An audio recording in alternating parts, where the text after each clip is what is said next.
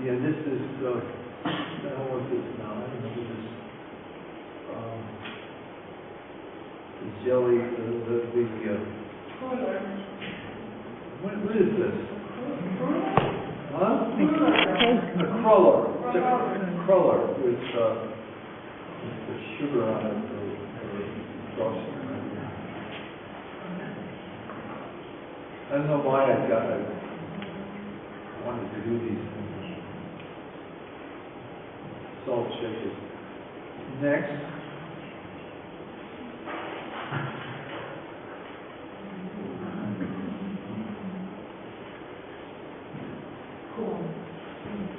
Ear of corn. Now that would probably be painted. That was probably painted in a day. The corn was anyway. It's not going to work if it takes longer. Here it is. Comes up again. You see? Monte Castello. Somewhere around 1991. It's on my mantle at home. Oh, I have to. Next.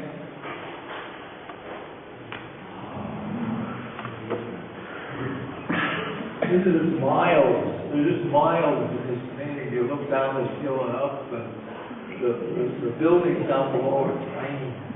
These are all done from the porch that I was painting from. I think this was done in Maine.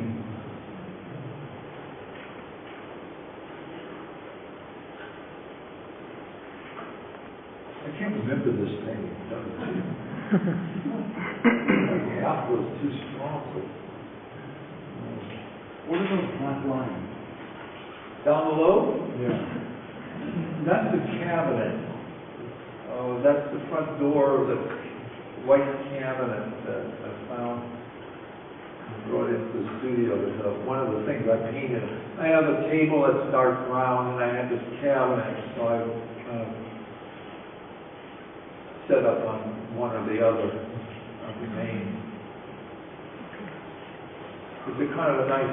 In some cases, it really works beautifully. The geometry. I don't know if it does in this one.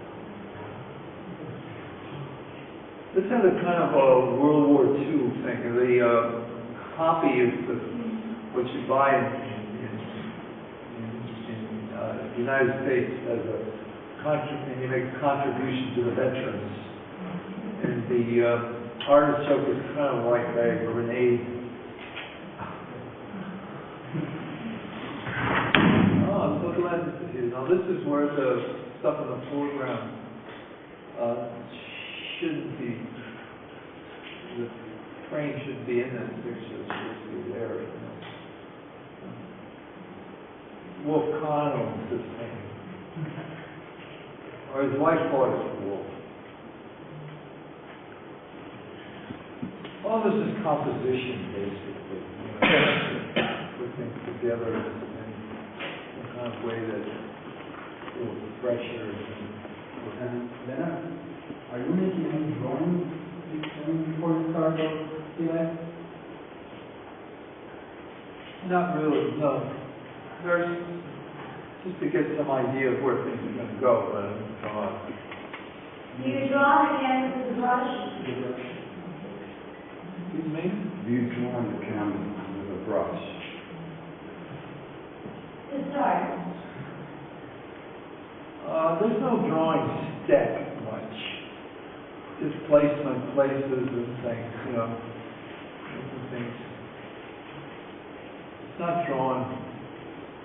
You should start with color cards. I don't believe in getting the drawing too much ahead of the paint. What do you mean by that? What do you mean by that? I heard that.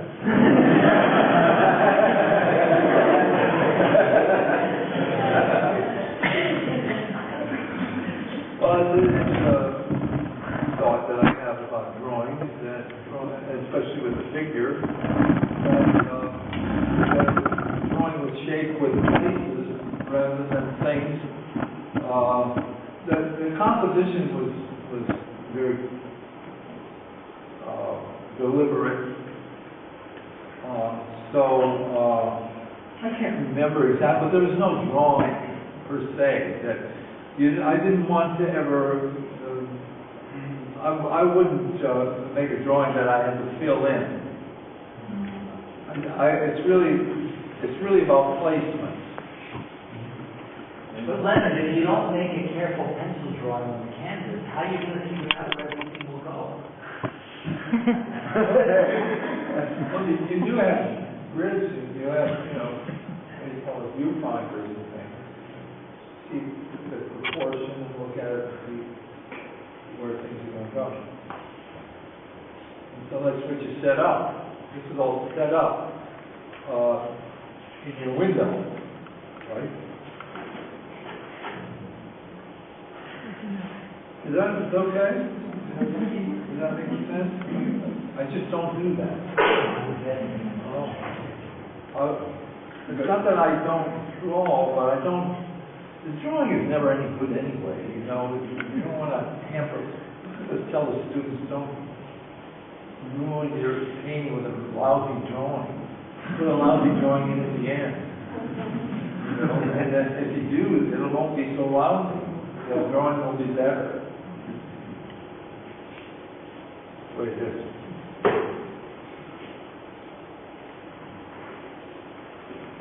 Next.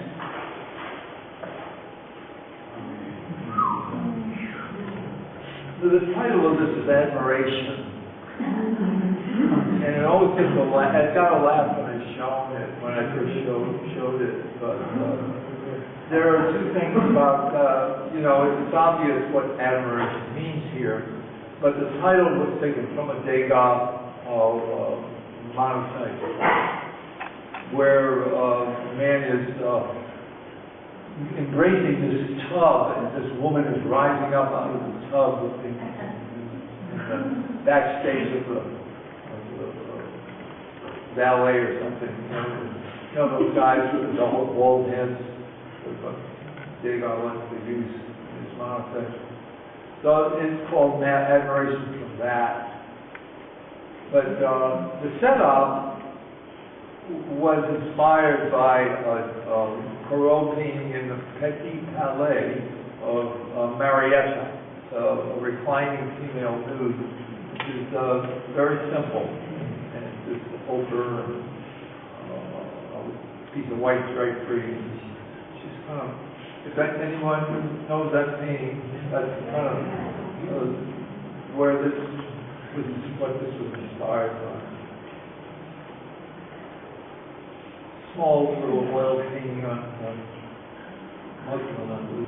There was a show down in Wilmington that brought together some of the early falling figure paintings of the 50s.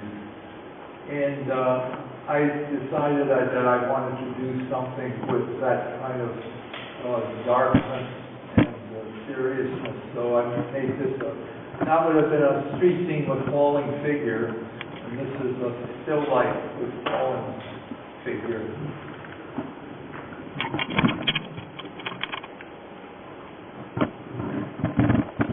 And it was saved by pulling the chair into it.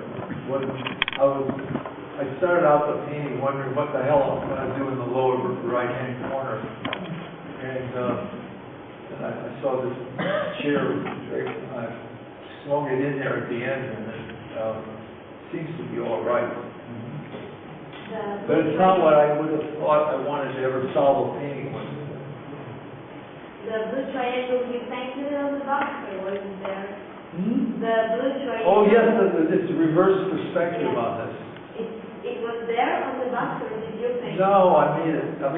The painting was not going to work if it went back like this and had to go out.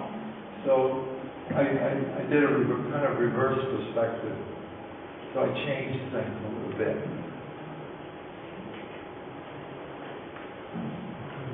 This box is kind of important to me. There's another painting that you'll see that it's in.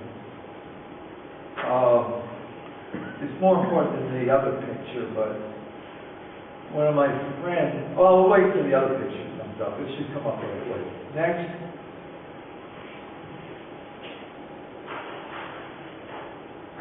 There it is. This is a very complicated, symbolic kind of picture. And it has to do, to some extent, one of the elements.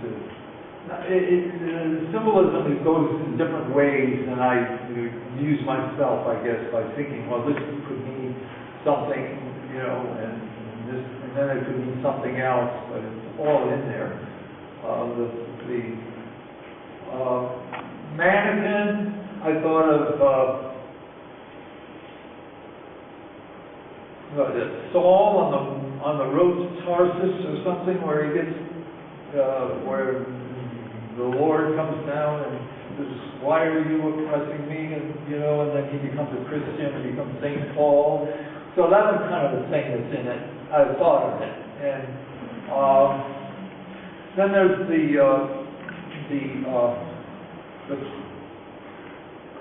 what do you call it? The little flower again is in the cage.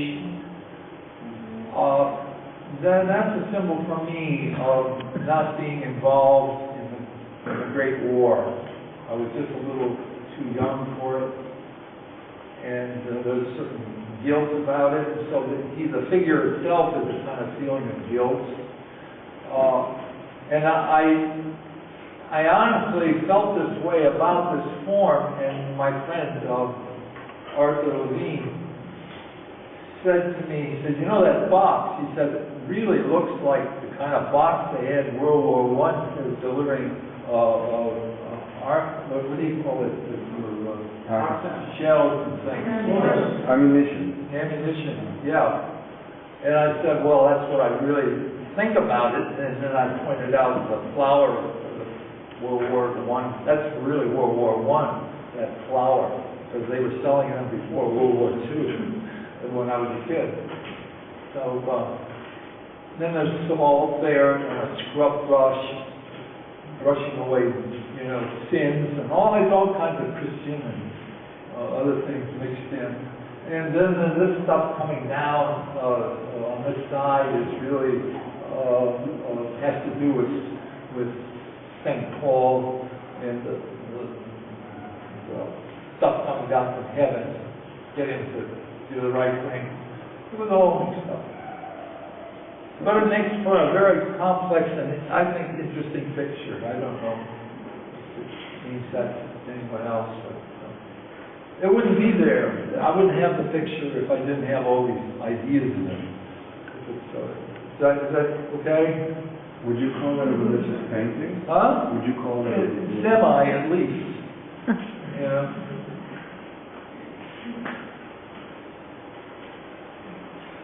Now, what is the material?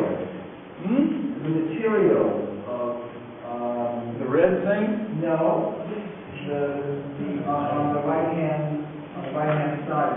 Upper like a sheer cloth. What is that? What's the material?